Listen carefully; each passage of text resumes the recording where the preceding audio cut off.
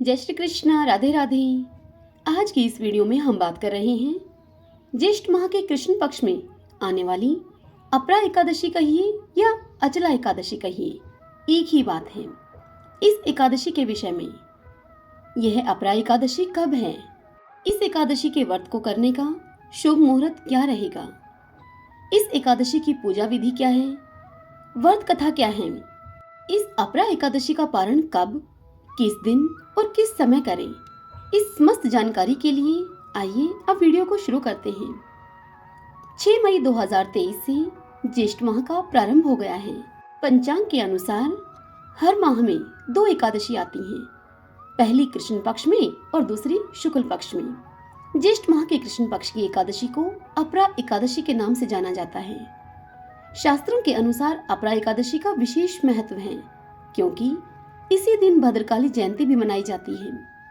अपरा एकादशी अपार धन और पुण्य को देने वाली है। इस एकादशी के व्रत को करने से समस्त पापों का नाश हो जाता है। आइए जानते हैं इस साल ज्येष्ठ माह के कृष्ण पक्ष में अपरा एकादशी व्रत का शुभ मुहूर्त। अपरा एकादशी व्रत 2023 में इस बार 15 मई को दिन सोमवार रहेगा। इस दिन अपरा एकादशी का व्रत है। पद्म पुराण के अनुसार जो भी मनुष्य अपरा एकादशी का व्रत करते हैं, उनकी इस लोक में प्रसिद्धि होती है। असाध्य रोगों से मुक्ति पाने और सुख समृद्धि की प्राप्ति के लिए इस दिन श्री हरि विष्णु की पूजा एक अचूक उपाय मानी जाती है। पंचांग के अनुसार ज्येष्ठ माह के कृष्ण पक्ष की अपरा एकादशी की तिथि, इस तिथि की शुरुआत 15 मई 2023 को सुबह जल्दी 2:46 पर अर्थात सुबह 2:45 बजे 15 मई को यह तिथि प्रारंभ हो जाएगी। इस तिथि की समाप्ति होगी 16 मई को। 16 मई 2023 को प्रातः 1:03 पर यह एकादशी की तिथि समाप्त हो जाएगी। इसी दिन एकादशी व्रत का पारण भी किया जाएगा। एकादशी व्रत के पारण के लिए समय रहेगा 16 मई 2023 सुबह 6:41 से सुबह 8:13 तक। इस समय के बीच आप अपने इस एकादशी व्रत का पारण अवश्य कर लें।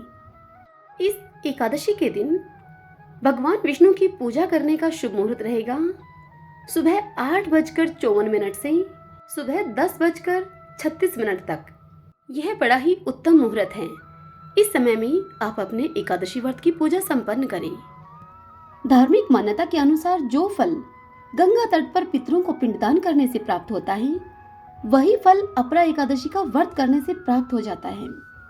बद्रीनाथ के दर्शन, सूर्य ग्रहण में स्वर्ण दान करने से मिलने वाला फल इस एकादशी को करने मात्र से मिल जाता है। इस अपरा एकादशी को अचला एकादशी के नाम से भी जाना जाता है। इस दिन श्री हरि का पूजन और ब्राह्मणों को दान देने से कीर्ति और धन में वृद्धि होती है। पद्म पुराण में इस अपरा एकादशी को लेकर एक वर्णन मिलता है। उस वर्णन में कहा गया है कि अपरा एकादशी का पुण्य व्यक्ति को मृत्यु के बाद भी प्राप्त होता है।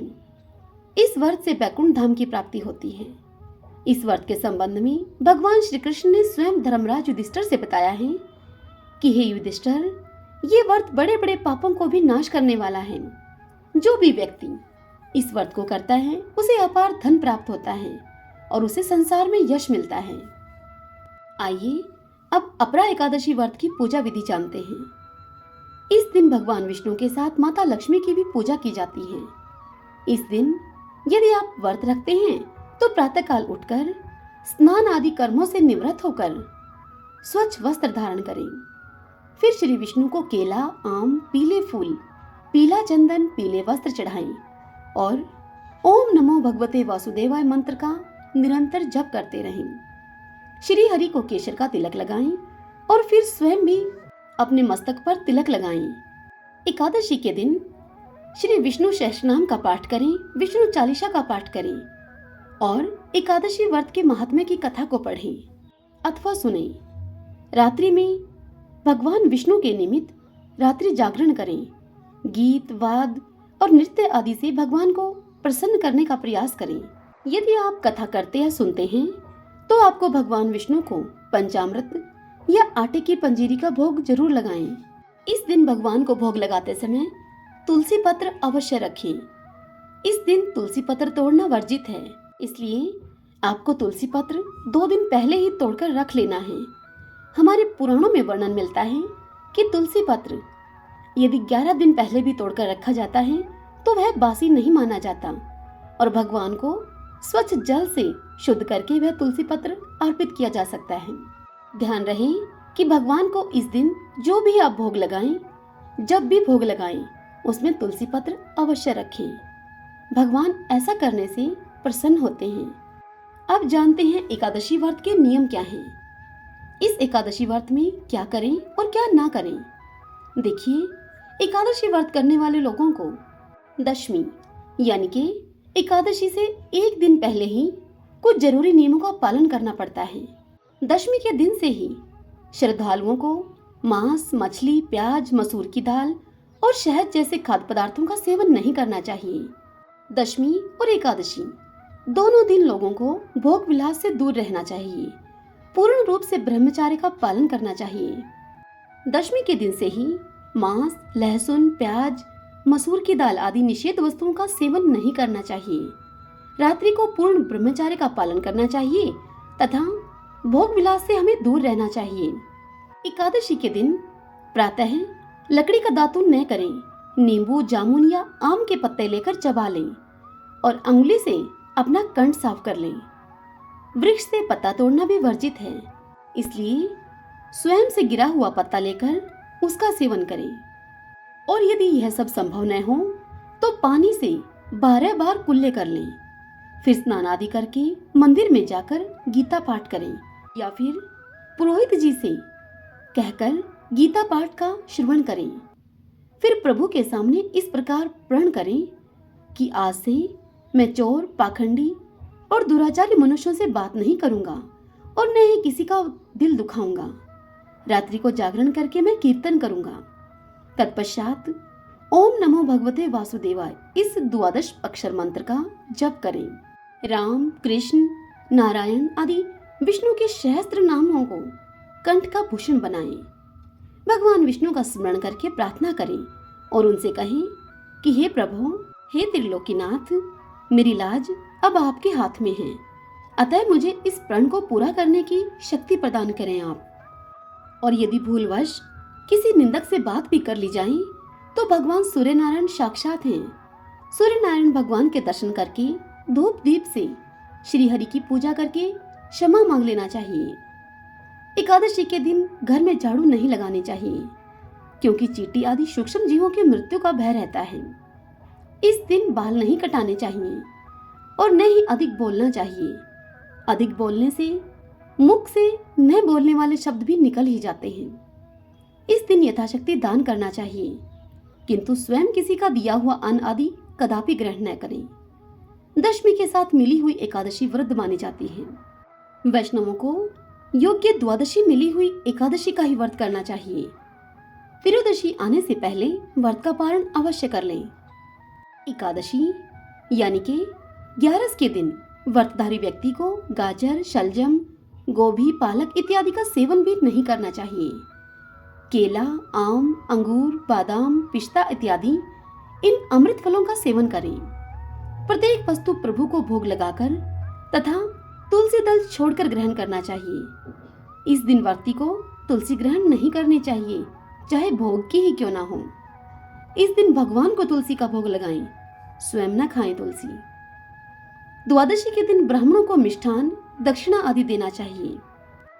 क्रोध नहीं करते हुए, मधुर वचन बोलते हुए इस एकादशी का व्रत करें। इस व्रत को करने वाला दिव्य फल प्राप्त करता है और उसके जीवन के सारे कष्ट समाप्त हो जाते हैं। आइए अब हम अपरा एकादशी व्रत की कथा को सुनते हैं। सभी बोलिए विष्णु भगवान की जय। ओम नमो भगवते वासुदेवाय। युधिष्ठिर भगवान श्री कृष्ण से बोले कि हे यदुनाथ, आपने मुझे मोहिनी एकादशी का महात्म्य बतलाया, मैं अति प्रसन्न हूँ। अब आप मुझे ज्येष्ठ माह के कृष्ण पक्ष की उस एकादशी का नाम और उसको संपन्न करने की रीति विस्तार पूर्वक बतलाइए। तब यदुनाथ ने कहा कि हे धर्मनंदन, ज्येष्ठ माह की इस एकादशी को अपरा एकादशी कहते हैं। इस एकादशी के पुण्य प्रभाव से विशाल धन मिलता है। वह एकादशी पुण्यमयी और पाप हरणी है। इस एकादशी का उपवास करने वालों को इसी लोक में अपार धन व प्रसिद्धि की प्राप्ति होती है। अपरा एकादशी उपवास के पुण्य प्रभाव से प्रेत योनि, ब्रह्म हत्या तथा पर निंदा के दोष भी समाप्त हो जाते हैं। पर नारी सहवास के दोष से भी मुक्ति मिल जाती है। असत्य गवाही, झूठा भाषण, वेद शास्त्र का गलत पठन, मिथ्या शास्त्र बनाना या गलत ज्योतिष लगाने से होने वाले पाप भी समाप्त हो जाते हैं। युद्ध क्षेत्र से भागे हुए क्षत्रिय भी इस एकादशी के पुण्य प्रभाव से नरक पाने के स्थान पर स्वर्ग लोक को जाते हैं। गुरु से विद्या ग्रहण करके भी उसकी निंदा करने वाले जो नरकगामी होते हैं, वे भी इस एकादशी उपवास के कारण स्वर्गलोक को प्राप्त कर लेते हैं। देश के तीनों पुष्कर तीर्थों में या कार्तिक माह में गंगा स्नान करने से अथवा गंगा तट पर पितरों हेतु पिंड दान करने से जो पुण्य मिलता है, वही फल अपरा एकादशी उपवास के पुण्य प्रभाव से प्राप्त होता है। सिंह राशि वाला जो पुण्य वीरवार को गोमती स्नान से, कुंभ के अवसर पर श्री केदारनाथ के दर्शन से अथवा बद्रिकाश्रम में रहने से या सूर्य या फिर चंद्र ग्रहण में कुरुक्षेत्र में स्नान से जो पुण्य फल प्राप्त होता है, वह इस अपरा एकादशी उपवास के बराबर होता है। हाथी घोड़े के दान से अथवा यज्ञ के समय स्वर्ण दान करने से भी मिलने वाला फल अपरा एकादशी उपवास के तुल्य होता है। स्वर्ण दान, गौ दान अथवा पृथ्वी दान करने से मिलने वाला पुण्य भी इस अकेली एकादशी उपवास के पुण्य जैसा ही होता है। यह उपवास पाप समूह के वृक्ष को उखाड़ने के लिए कुल्हाड़ी का काम करता है। पाप रूपी अंधकार को दूर करने के लिए इस एकादशी उपवास का पुण्य सूर्य के समान प्रकाशमान होता है, जो अंधकार को दूर भगाता है। यह सर्वश्रेष्ठ एकादशी उपवास है। अतः सबको यह उपवास अवश्य ही करना चाहिए। इस दिन श्रद्धा भाव से विष्णु भगवान का पूजन करना चाहिए, ताकि मरणोपरांत विष्णु धाम अर्थात मोक्ष की प्राप्ति हो सके।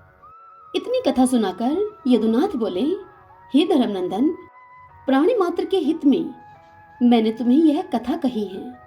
इसके पठन या श्रवण से भी पाप समूह का विनाश हो जाता है। ओम नमो भगवते वासुदेवाय। ओम श्री कृष्णाय नमो नमः।